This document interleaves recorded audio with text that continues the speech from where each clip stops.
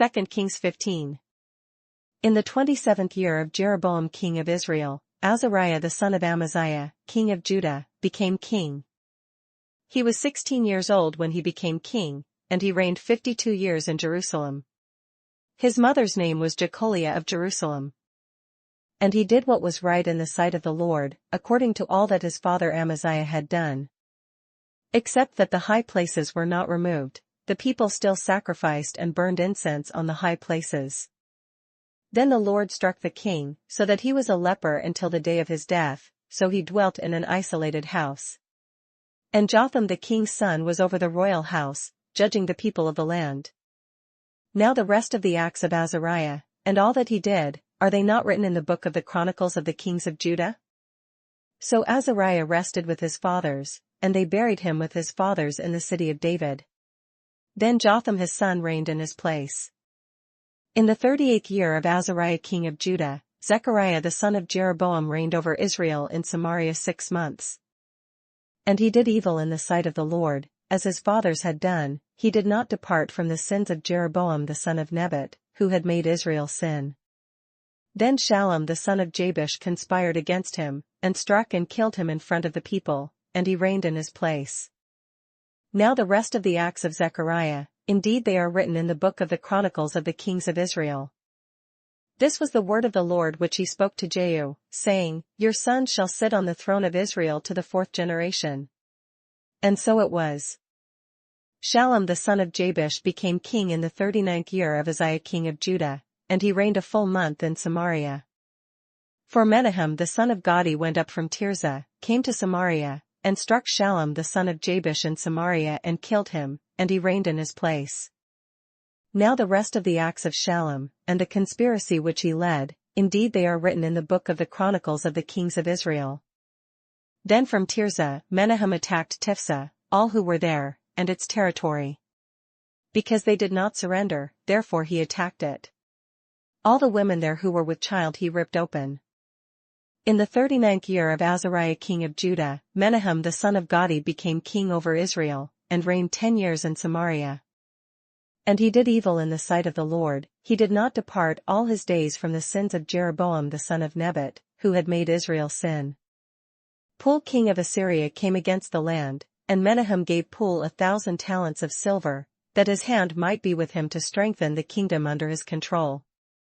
And Menahem exacted the money from Israel, from all the very wealthy, from each man 50 shekels of silver, to give to the king of Assyria.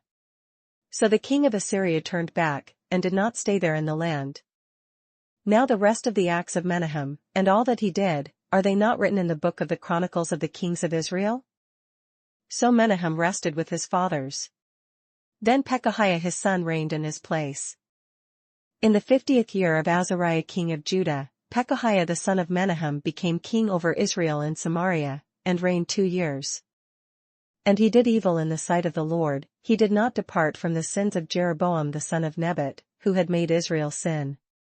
Then Pekah the son of Remaliah, an officer of his, conspired against him and killed him in Samaria, in the citadel of the king's house, along with Argob and Ariah, and with him were 50 men of Gilead. He killed him and reigned in his place. Now the rest of the acts of Pekahiah, and all that he did, indeed they are written in the book of the Chronicles of the kings of Israel. In the 52nd year of Azariah king of Judah, Pekah the son of Remaliah became king over Israel in Samaria, and reigned 20 years. And he did evil in the sight of the Lord. He did not depart from the sins of Jeroboam the son of Nebat, who had made Israel sin. In the days of Pekah king of Israel, Tiglath-Pileser king of Assyria came and took Ijon, Abel-Beth-Maachah, Genoa, Kadesh, Hazor, Gilead, and Galilee, all the land of Naphtali, and he carried them captive to Assyria. Then Hoshea the son of Elah led a conspiracy against Pekah the son of Remaliah, and struck and killed him, so he reigned in his place in the 20th year of Jotham the son of Uzziah. Now the rest of the acts of Pekah, and all that he did, indeed they are written in the book of the Chronicles of the kings of Israel. In the 2nd year of Pekah the son of Remaliah, king of Israel, Jotham the son of Uzziah, king of Judah, began to reign. He was 25 years old when he became king, and he reigned 16 years in Jerusalem. His mother's name was Jerusha the daughter of Zadok. And he did what was right in the sight of the Lord, he did according to all that his father Uzziah had done. However, the high places were not removed, the people still sacrificed and burned incense on the high places. He built the upper gate of the house of the Lord. Now the rest of the acts of Jotham, and all that he did, are they not written in the book of the Chronicles of the kings of Judah? In those days the Lord began to send Rezin king of Syria and Pekah the son of Remaliah against Judah. So Jotham rested with his fathers, and was buried with his fathers in the city of David his father. Then Ahaz his son reigned in his place. 2Kings 16. In the 17th year of Pekah the son of Remaliah, Ahaz the son of Jotham, king of Judah, began to reign. Ahaz was 20 years old when he became king, and he reigned 16 years in Jerusalem, and he did not do what was right in the sight of the Lord his God, as his father David had done. But he walked in the way of the kings of Israel, indeed he made his son pass through the fire, according to the abominations of the nations whom the Lord had cast out from before the children of Israel. And he sacrificed and burned incense on the high places, on the hills, and under every green tree. Then Rezin king of Syria and Pekah the son of Remaliah, king of Israel, came up to Jerusalem to make war, and they besieged Ahaz but could not overcome him. At that time Rezin king of Syria captured Elath for Syria, and drove the men of Judah from Elath. Then the Edomites went to Elath, and dwell there to this day. So Ahaz sent messengers to Tiglath-Pileser king of Assyria, saying, I am your servant and your son. Come up and save me from the hand of the king of Syria and from the hand of the king of Israel, who rise up against me. And Ahaz took the silver and gold that was found in the house of the Lord, and in the treasuries of the king's house, and sent it as a present to the king of Assyria. So the king of Assyria heeded him, for the king of Assyria went up against Damascus and took it, carried its people captive to Kir, and killed Rezin. Now King Ahaz went to Damascus to meet Tiglath-Pileser king of Assyria, and saw an altar that was at Damascus, and King Ahaz sent to Uriah the priest the design of the altar and its pattern, according to all its workmanship. Then Uriah the priest built an altar according to all that King Ahaz had sent from Damascus. So Uriah the priest made it before King Ahaz came back from Damascus. And when the king came back from Damascus, the king saw the altar, and the king approached the altar and made offerings on it. So he burnt his burnt offering and his grain offering, and he poured his drink offering and sprinkled the blood of his peace offerings on the altar. He also brought the bronze altar which was before the Lord, from the front of the temple from between the new altar and the house of the Lord, and put it on the north side of the new altar. Then King Ahaz commanded Uriah the priest, saying, On the great new altar burn the morning burnt offering, the evening grain offering, the king's burnt sacrifice, and his grain offering, with the burnt offering of all the people of the land, their grain offering, and their drink offerings, and sprinkle on it all the blood of the burnt offering and all the blood of the sacrifice. And the bronze altar shall be for me to inquire by.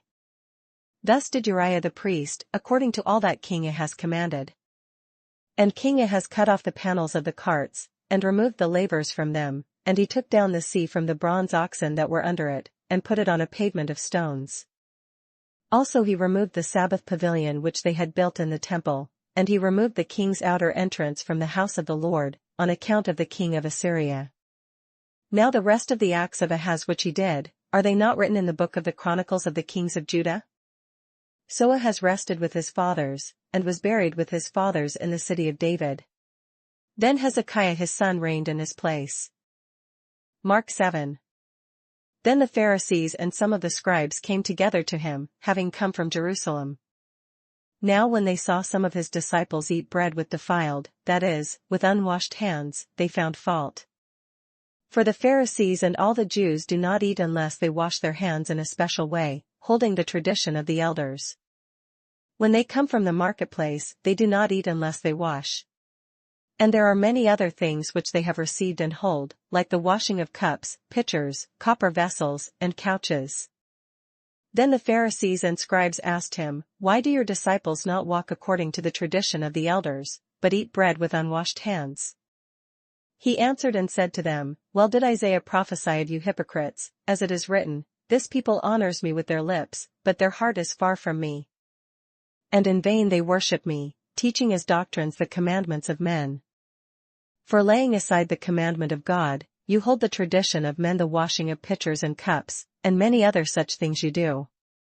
He said to them, all too well you reject the commandment of God, that you may keep your tradition. For Moses said, honor your father and your mother, and, he who curses father or mother, let him be put to death. But you say, if a man says to his father or mother, whatever profit you might have received from me is korban, that is, a gift to God, then you no longer let him do anything for his father or his mother, making the word of God of no effect through your tradition which you have handed down. And many such things you do. When he had called all the multitude to himself, he said to them, hear me, everyone, and understand. There is nothing that enters a man from outside which can defile him, but the things which come out of him, those are the things that defile a man. If anyone has ears to hear, let him hear. When he had entered a house away from the crowd, his disciples asked him concerning the parable. So he said to them, are you thus without understanding also? Do you not perceive that whatever enters a man from outside cannot defile him? Because it does not enter his heart but his stomach, and is eliminated, thus purifying all foods? And he said, what comes out of a man, that defile a man? For from within, out of the heart of men, proceed evil thoughts, adulteries, fornications, murders, thefts, covetousness, wickedness, deceit, lewdness, an evil eye, blasphemy, pride, foolishness. All these evil things come from within and defile a man. From there he arose and went to the region of Tyre and Sidon. And he entered a house and wanted no one to know it, but he could not be hidden. For a woman whose young daughter had an unclean spirit heard about him, and she came and fell at his feet. The woman was a Greek, a Syrophoenician by birth, and she kept asking him to cast the demon out of her daughter. But Jesus said to her, let the children be filled first, for it is not good to take the children's bread and throw it to the little dogs. And she answered and said to him, yes, Lord, yet even the little dogs under the table eat from the children's crumbs. Then he said to her, for this saying go your way, the demon has gone out of your daughter. And when she had come to her house, she found the demon gone out, and her daughter lying on the bed. Again, departing from the region of Tyre and Sidon, he came through the midst of the region of Decapolis to the Sea of Galilee. Then they brought to him one who was deaf and had an impediment in his speech, and they begged him to put his hand on him. And he took him aside from the multitude, and put his fingers in his ears, and he spat and touched his tongue. Then, looking up to heaven, he sighed, and said to him, Ephphatha, that is, be opened. Immediately his ears were opened, and the impediment of his tongue was loosed, and he spoke plainly. Then he commanded them that they should tell no one, but the more he commanded them, the more widely they proclaimed it. And they were astonished beyond measure, saying, he has done all things well. He makes both the deaf to hear and the mute to speak. Mark 8. In those days, the multitude being very great and having nothing to eat, Jesus called his disciples to him and said to them, I have compassion on the multitude, because they have now continued with me 3 days and have nothing to eat. And if I send them away hungry to their own houses, they will faint on the way, for some of them have come from afar. Then his disciples answered him, How can one satisfy these people with bread here in the wilderness? He asked them, How many loaves do you have? And they said, 7. So he commanded the multitude to sit down on the ground. And he took the 7 loaves and gave thanks, broke them and gave them to his disciples to set before them, and they set them before the multitude. They also had a few small fish, and having blessed them, he said to set them also before them. So they ate and were filled, and they took up 7 large baskets of leftover fragments. Now those who had eaten were about 4,000. And he sent them away. Immediately got into the boat with his disciples, and came to the region of Dalmanutha. Then the Pharisees came out and began to dispute with him, seeking from him a sign from heaven, testing him. But he sighed deeply in his spirit, and said, Why does this generation seek a sign? Assuredly, I say to you, no sign shall be given to this generation. And he left them, and getting into the boat again, departed to the other side. Now the disciples had forgotten to take bread, and they did not have more than 1 loaf with them in the boat. Then he charged them, saying, Take heed, beware of the leaven of the Pharisees and the leaven of Herod. And they reasoned among themselves, saying, It is because we have no bread. But Jesus, being aware of it, said to them, Why do you reason because you have no bread? Do you not yet perceive nor understand? Is your heart still hardened? Having eyes, do you not see? And having ears, do you not hear? And do you not remember? When I broke the 5 loaves for the 5,000, how many baskets full of fragments did you take up? They said to him, 12. Also, when I broke the 7 for the 4,000, how many large baskets full of fragments did you take up? And they said, 7. So he said to them, How is it you do not understand? Then he came to Bethsaida, and they brought a blind man to him, and begged him to touch him. So he took the blind man by the hand and led him out of the town. And when he had spit on his eyes and put his hands on him, he asked him if he saw anything. And he looked up and said, I see men like trees, walking. Then he put his hands on his eyes again and made him look up. And he was restored and saw everyone clearly. Then he sent him away to his house, saying, Neither go into the town, nor tell anyone in the town. Now Jesus and his disciples went out to the towns of Caesarea Philippi, and on the road he asked his disciples, saying to them, Who do men say that I am? So they answered, John the Baptist, but some say, Elijah, and others, one of the prophets. He said to them, But who do you say that I am? Peter answered and said to him, You are the Christ. Then he strictly warned them that they should tell no one about him. And he began to teach them that the Son of Man must suffer many things, and be rejected by the elders and chief priests and scribes, and be killed, and after 3 days rise again. He spoke this word openly. Then Peter took him aside and began to rebuke him. But when he had turned around and looked at his disciples, he rebuked Peter, saying, Get behind me, Satan. For you are not mindful of the things of God, but the things of men. When he had called the people to himself, with his disciples also, he said to them, Whoever desires to come after me, let him deny himself, and take up his cross, and follow me. For whoever desires to save his life will lose it, but whoever loses his life for my sake and the gospel's will save it. For what will it profit a man if he gains the whole world, and loses his own soul? Or what will a man give in exchange for his soul? For whoever is ashamed of me and my words in this adulterous and sinful generation, of him the Son of Man also will be ashamed when he comes in the glory of his Father with the holy angels. Proverbs 14. The wise woman builds her house, but the foolish pulls it down with her hands. He who walks in his uprightness fears the Lord, but he who is perverse in his ways despises him. In the mouth of a fool is a rod of pride, but the lips of the wise will preserve them. Where no oxen are, the trough is clean, but much increase comes by the strength of an ox. A faithful witness does not lie, but a false witness will utter lies. A scoffer seeks wisdom and does not find it, but knowledge is easy to him who understands. Go from the presence of a foolish man, when you do not perceive in him the lips of knowledge. The wisdom of the prudent is to understand his way, but the folly of fools is deceit. Fools mock at sin, but among the upright there is favor. The heart knows its own bitterness, and a stranger does not share its joy. The house of the wicked will be overthrown, but the tent of the upright will flourish. There is a way that seems right to a man, but its end is the way of death. Even in laughter the heart may sorrow, and the end of mirth may be grief. The backslider in heart will be filled with his own ways, but a good man will be satisfied from above. The simple believes every word, but the prudent considers well his steps. A wise man fears and departs from evil, but a fool rages and is self-confident. A quick-tempered man acts foolishly, and a man of wicked intentions is hated. The simple inherit folly, but the prudent are crowned with knowledge. The evil will bow before the good, and the wicked at the gates of the righteous. The poor man is hated even by his own neighbor, but the rich has many friends. He who despises his neighbor sins, but he who has mercy on the poor, happy is he. Do they not go astray who devise evil? But mercy and truth belong to those who devise good.